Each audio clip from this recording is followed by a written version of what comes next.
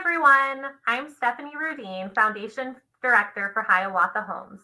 Thank you for joining me for another community conversation. Today I am joined by Karen Meyer, the Accessible Recreation Coordinator for Rochester Parks and Recreation. We will be discussing accessibility, including what accessible activities are available this summer in Rochester. Thank you so much, Karen, for joining me. I'm going to pass it over to you if you'd like to do a brief introduction as well. Sure. Well, first of all, thank you, Stephanie, for inviting me to come and share. I'm happy to do so. So I am as you rightly said, the Accessible Recreation Program Coordinator, and our program is through the Parks and Recreation Department, City of Rochester Parks and Rec, and our job is to provide enriching social and recreational activities for individuals with cognitive and physical disabilities, pretty much all ages, probably from very young to very old.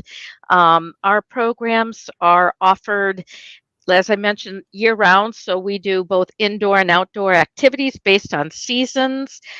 And we do daytime, evening, and some weekend activities and programming as well. So our job and our program provides individuals the opportunity to get out and enjoy their community and be a part of their community through recreation. But with our particular population, there is more of a need for a good supervision and assistance in dealing with a lot of a variety of ability levels, and that can include your cognition, your physical and medical condition, your communication. So we really work with a gamut of ability levels and try to adapt activities to meet those needs and make it accessible, such as our name is Accessible Recreation, for those who need this type of program. Well, thank you, Karen. And it aligns, all the activities and services that you provide align really well with Hiawatha Homes. And since many of the individuals that live at Hiawatha Homes also utilize a lot of the activities through the Parks and Rec Department and through your guidance as well. So thank you. Thank you. Before we jump into a little bit more about the programs and activities that you provide, I was hoping you would answer just really a general question of what does accessibility mean to you? So accessibility to me means really a couple things. I belong to a consortium, first of all, that I want to make sure that I give credit to, because I think as a consortium of providers in Rochester, which have in the past included Hiawatha Homes, Exercisability, Special Olympics of Rochester, Beacon Academy, a plethora of places, community education, adults with disabilities. I think we've come to the conclusion and the idea that accessibility really means two things.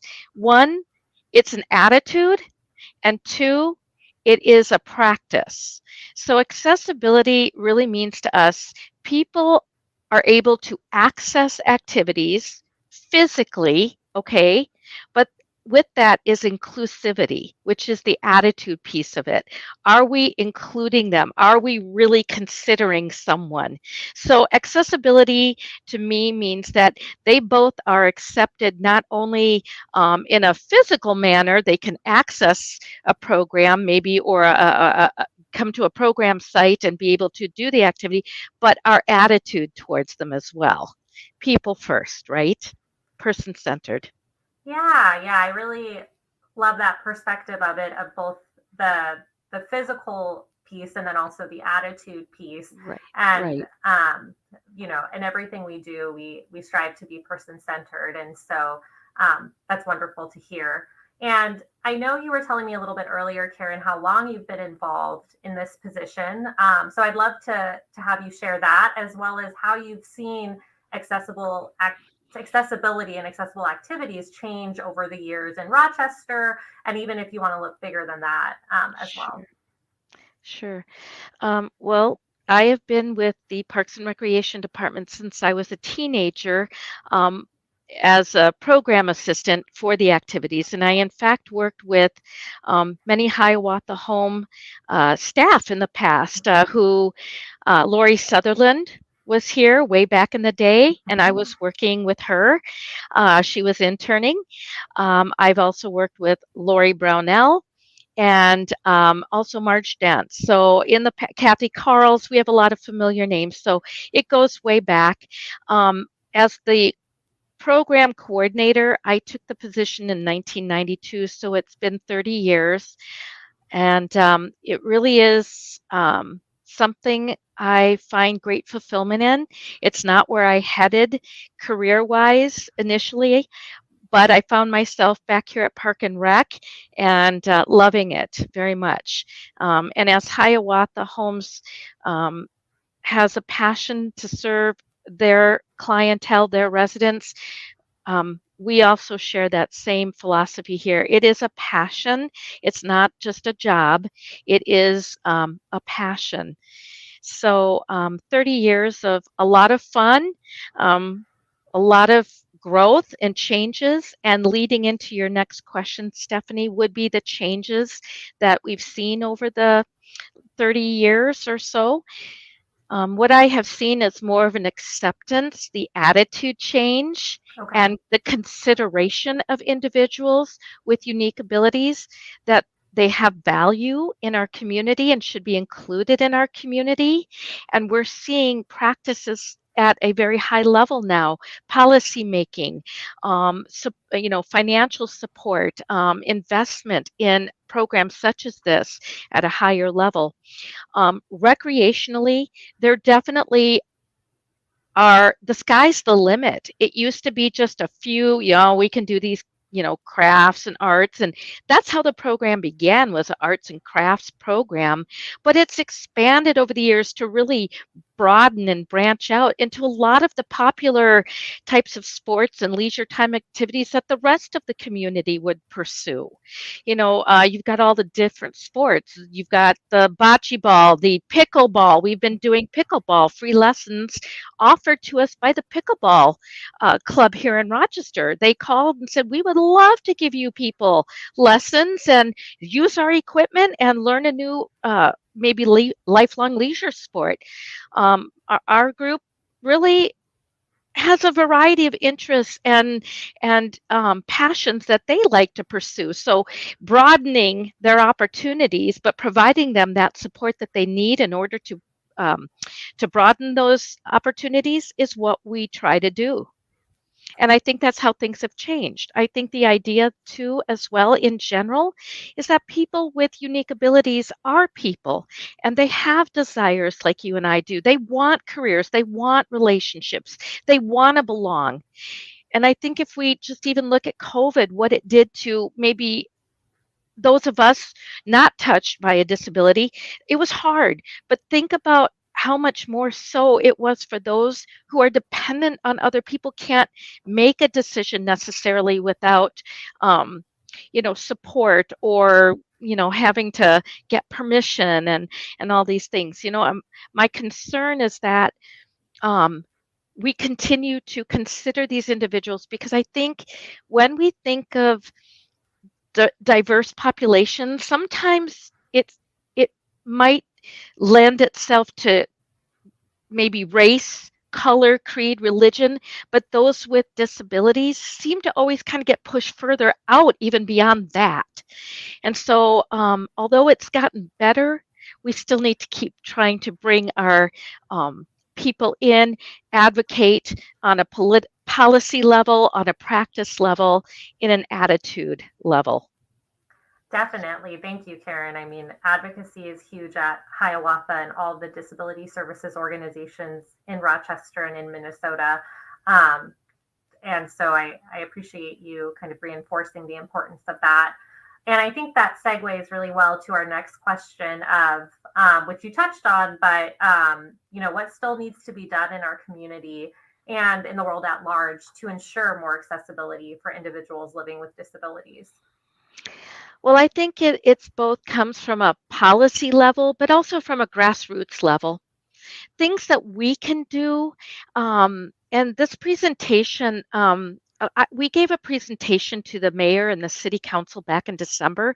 That was the first time we've ever presented at that level for them to really know what is accessible rec. But above and beyond what we do at Park and Rec, in general, what are the things that we can do, and what still needs to be done? Well, what's the vision?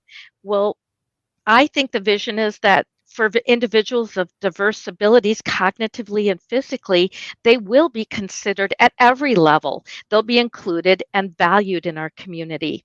So, together, from a grassroots level to a midline level to a policy-making level, we can advocate for our people. We can be ambassadors at any level. Okay, you don't have to have a degree. You don't have to have a big status, um, but just advocate. Speak up for someone who may not be able to, and be an inspiration for change. Let someone help your people be an inspiration for change. Let them be involved in their community. Help them get out there. And I know with staffing, we get it. We're dealing, I get it. We're all dealing with that issue. And so saying, oh, get out and do this and get out and do that, it's easier said than done because there's a lot of things that, moving pieces that go into being able to get someone out in the community. But we can inspire, be inspirations, or use others' stories as inspirations for change. Um, we can provide opportunities. They don't have to cost a lot. They don't have to be difficult. I just want to share with you, we have an adaptive equipment lending program. Okay. So, for instance, and that has been one of my passions for this year, is to try to get people out. We have free equipment that will give your people a lot of opportunity to enjoy the park system in general. We've got the water wheels chair.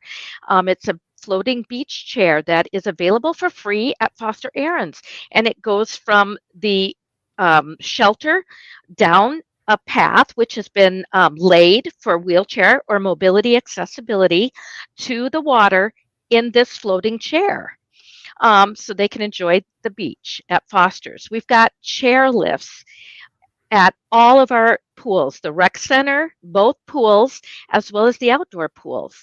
We've got the adaptive bikes, which can accommodate up to 4 people, side by side bikes, tandems that can accommodate a group of people going out for a nice bike ride. So if you have 1 staff and 3 participants, you don't know what to do, come to our website and reserve the chair. We'll get it out and you can, or the bike, and you can go out and enjoy. Giving opportunities that are low cost and easily accessible is what we can do. One other thing, the track chair is available at Quarry Hill. It's for free. And it goes up into the quarry. It's an all-terrain chair. It goes on. Okay. It can go in partial water, sand, uneven ground, rock. It can go up steep hills. It can come down steep hills. It's a wonderful opportunity.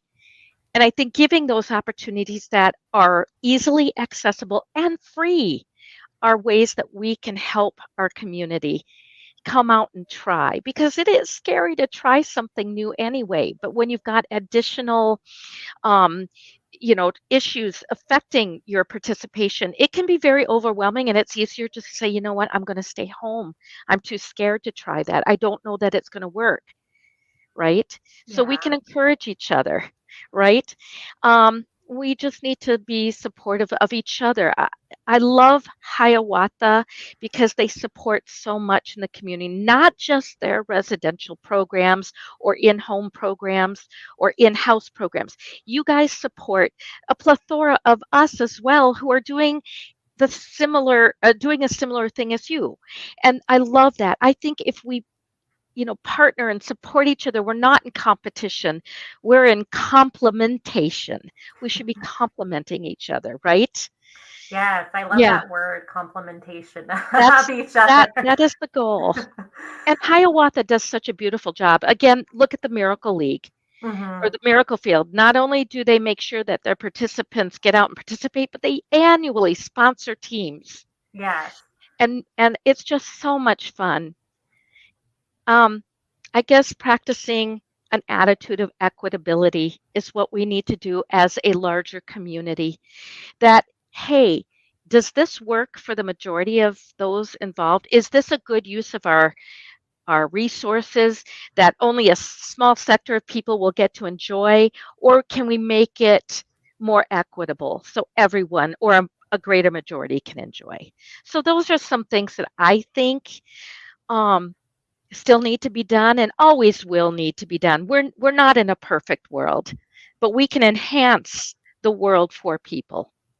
Yeah, and I think that's kind of a perfect thesis to some of the things you were saying as far as enhance the world for everyone and not just Yes. a small amount of people. And it sounds like through the different accessible activities and the different adaptive rental equipment that you have, it's really allowing more people to get out and enjoy nature, get out and enjoy what we have in Rochester, which is so necessary. And your Oh, parallels yes. to COVID, where a lot of us were stuck inside and not able to enjoy the world, I think is a great parallel to how many people living with disabilities may Yes. feel, especially during a staffing crisis or things like Oh, that. sure. But so, Yes. as far as some of the equipment you mentioned and things like that, Karen, that can be accessed via the Parks and Rec website as far as Yes. renting that equipment. Absolutely. And just to clarify, it's not renting. You can reserve it. It's all free. Okay, You will not pay one red cent.